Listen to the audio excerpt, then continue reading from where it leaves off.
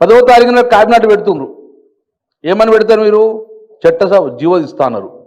మేము మళ్ళీ డిమాండ్ చేస్తున్నాం, ప్రప్రథంగా నీ దగ్గర నుంచి స్టార్ట్ అయ్యి. నువ్వు ఉన్న 15 మంది మంత్రులు ఉన్నారు, నీ మొత్తం ముఖ్యమంత్రితో మంత్రులు 18% ఉండాలి, 18 మంది ఉండాలి. 18 మందిలో 42% అంటే సుమారు మాకు 8 నుంచి 9 మంత్రులు రావాలి. ఇప్పుడు 15 ఇచ్చినావు, అందులో సుమారు 6 రావాలి. నువ్వు ఎన్ని ఇచ్చినావు? 3కి ఇచ్చినావు. మొదలు నీ క్యాబినెట్లలో 42% రిజర్వేషన్ ఇచ్చి నువ్వు ముందుకు జరుగు. 6 మందికి 15 మందిలా. నెక్స్ట్, ఈ తెలంగాణలో 30 జిల్లా పరిషత్తులు ఉన్నాయి.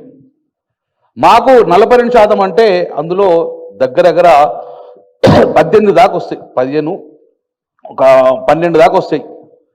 మీరు ఇమ్మీడియట్గా మాకు 13 వాటా 13 బీసీలకు కేటాయించండి జిల్లా పరిషత్తులు 42%. నువ్వు పార్టీ పరంగా చెల్లది, చట్టం చేసుకోర్రి. అలాగే జిల్లా పరిషత్తులు జడ్పీటీసీలు 566 ఉన్నాయి, అందులో మా 42%, 238 బీసీకి కేటాయించండి.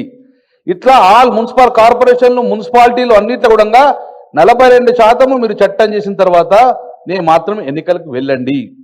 కానీ ఎన్నికల జీవో ఇచ్చి పోవడం వలన మళ్ళీ ఆ జీవోను ఒక గంట లోపలనే హైకోర్టు కొట్టేస్తుంది. కాబట్టి మేము మాత్రం అల్టిమేట్ ఇస్తున్నాం, మా బీసీ మనోభావాలు దెబ్బతీయకండి. మీరు కామారెడ్డి డిక్లరేషన్ దాన్నే బీసీల ఓట్లన్నీ వేసుకొని ప్రభుత్వంకి వచ్చిండ్రు, మమ్మల్ని మోసం చేస్తే ఖబర్దార్ రేవంత్ రెడ్డి ప్రభుత్వం అని చెప్పేసి హెచ్చరిస్తున్నాం. రేపు స్థానిక సంస్థ ఎన్నికలు 42% చట్టబద్ధత చేసిన తర్వాతనే ఎన్నికలు పోవాలి. అది మా డిమాండ్.